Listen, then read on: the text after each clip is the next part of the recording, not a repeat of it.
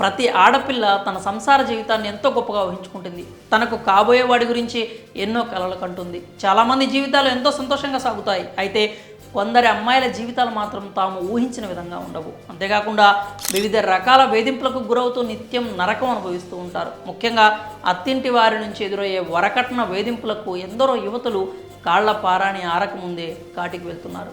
పెళ్ళై ఏడాది కాకుండానే ఓ వివాహిత తీసుకున్న నిర్ణయం అందరినీ దుఃఖ సాగరంలో పడేసింది. పూర్తి వివరాల్లోకి వెళ్తే నల్గొండ జిల్లా చందంపేట మండలం బండమీది తండాకు చెందిన సపావట్ తిరుపతి దస్లీ దంపతులకు ప్రమీల అనే కుమార్తె ఉంది. ప్రమీల రెండో సంతానం. ఈమెను అచ్చంపేట మండలం బోల్గేట్ తండాకు చెందిన భీమ్లాల్ సక్కీ దంపతుల కుమారుడు రామ్లాల్కి ఇచ్చి గతేడాది వివాహం జరిపించారు.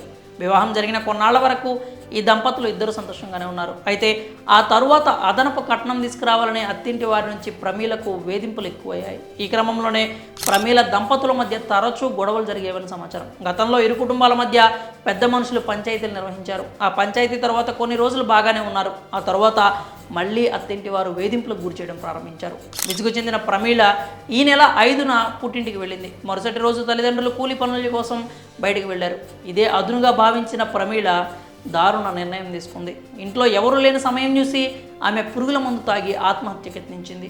గమనించిన ఇరుగు పొరుగు వారు ప్రమీలను చికిత్స నిమిత్తం దేవరకొండ ప్రభుత్వ ఆసుపత్రికి తరలించారు. వైద్యుల సూచనల మేరకు అక్కడి నుంచి హైదరాబాద్లోని ప్రైవేట్ ఆసుపత్రికి తీసుకెళ్లారు. అక్కడ చికిత్స పొందుతూ మంగళవారం ఆమె మృతి చెందింది. మృతురాలి బంధువుల ఫిర్యాదు మేరకు కేసు నమోదు చేసుకుని దర్యాప్తు చేస్తున్నట్లు పోలీసులు తెలిపారు. ఇలా వరకట్నం వేధింపుల కారణంగా ఎందరో అమ్మాయిలు బలవుతున్నారు. మరి ఈ విషాద ఘటన విషయంలో తప్పు ఎవరిది? మీ అభిప్రాయాలని కామెంట్స్ రూపంలో తెలియజేయండి.